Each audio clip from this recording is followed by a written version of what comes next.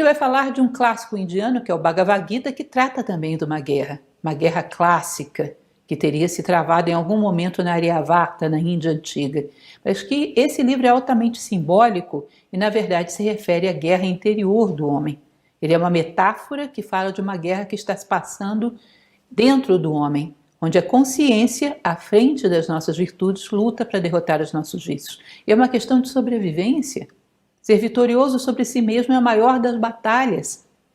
Interessante porque, inclusive, o Dhammapada, que é o livro sagrado dos budistas, diz o seguinte, que maior do que aquele que vence 1000 homens em batalha é aquele que vence a si mesmo.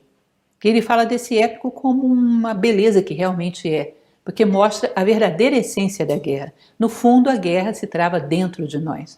Inclusive, um manual clássico da guerra, que é a Arte da Guerra de Sun Tzu, tem um determinado capítulo que diz que fala sobre a arte de não desembainhar a espada.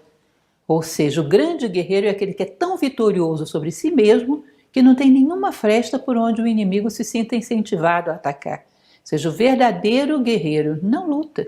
Aquele que luta é porque ainda não atingiu a plenitude do grande guerreiro. Ele ainda tem frestas por onde o inimigo se sente animado a atacar. Ou seja, a vitória sobre si mesmo é a maior de todas as vitórias. A conquista da sua própria identidade é a maior de todas as guerras. Ele vai citar Carl Jung. Eu acho interessante de vez em quando porque é impressionante como ele passa basicamente por todas as coisas que eu mais admiro. E admiro tremendamente o pensamento de Carl Jung, assim como admiro o Bhagavad Gita, o Dhammapada e basicamente tudo que ele cita. Isso é bem interessante. E ele fala sobre o arquétipo do guerreiro para Carl Jung. O arquétipo é como se fosse a personificação de um estágio de amadurecimento da consciência humana. O arquétipo do guerreiro se encaixaria bem aí na adolescência, na primeira juventude, onde esse menino tem que sentir uma certa capacidade de poder ser, de derrotar as sombras, um certo desejo de vencer os seus limites e afirmar-se como ser humano. É quase como se fosse a iniciação do jovem. E esse estágio bem vivido, esse momento do arquétipo do guerreiro bem vivido, vai gerar chão, vai gerar base para que todos os outros arquétipos da vida humana possam ser vividos. Ou seja, ele vai dar a base, é um dos estágios mais importantes da vida humana.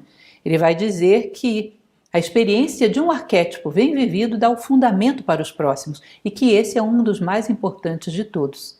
Então, o arquétipo do guerreiro depois vai gerar o arquétipo da esposa, do marido, do pai, da mãe, do tutor, da tutora, do rei, da rainha, ou seja, de todos os papéis sociais que o ser humano pode vir a ocupar. Essa é a base.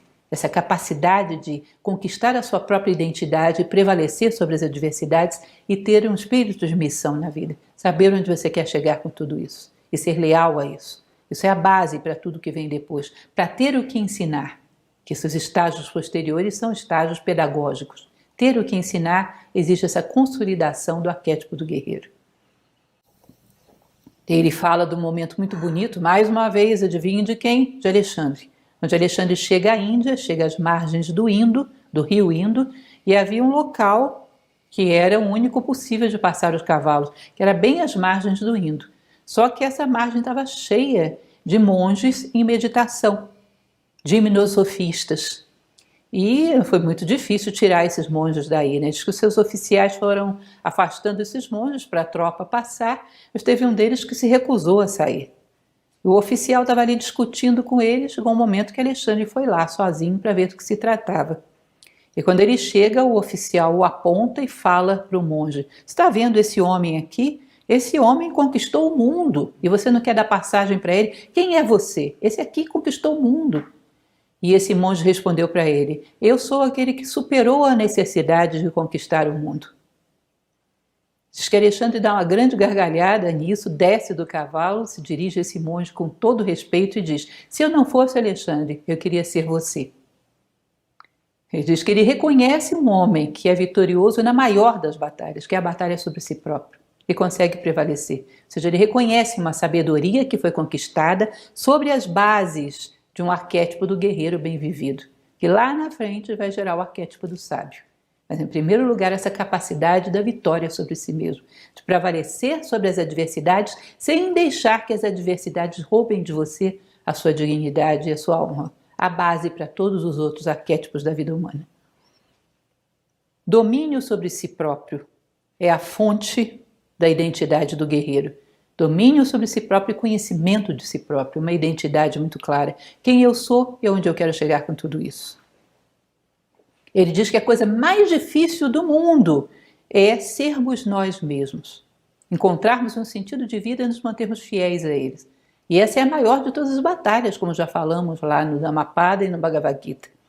Portanto, o arquétipo do guerreiro é um estágio de fundamental importância para toda a vida e deve ser integrado. E ao integrar esse arquétipo, integramos todas as virtudes do guerreiro, que são simplesmente coragem, paciência, abnegação, lealdade, fidelidade, autocomando, respeito pelos mais velhos, amor aos companheiros e aos adversários, perseverança, bom ânimo na adversidade.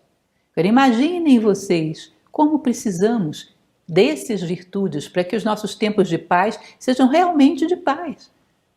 Porque hoje já não dá para delimitar muito bem quando a gente está realmente em paz. Transformamos a vida civil numa guerra. Esses são valores fundamentais para que a gente possa dizer realmente estamos em paz, conosco mesmo e com os outros, como base que se assenta a vida de um homem e a vida de toda a sociedade. E é isso. Eu deixo isso para vocês. Espero que vençam os preconceitos e possam ouvir em paz, porque na verdade aquele que supera a sua guerra interior conquista de fato a paz. E nós precisamos de mais disso nesse momento. Isso não é uma chamada para a guerra, isso é uma chamada para a ética e para a pacificação, para resistirmos às nossas paixões, às nossas debilidades, para sermos vitoriosos sobre nós mesmos e pensarmos no todo. Sentirmos que os nossos companheiros de batalha são toda a humanidade. Eu espero que isso seja uma inspiração. Um abraço a todos vocês.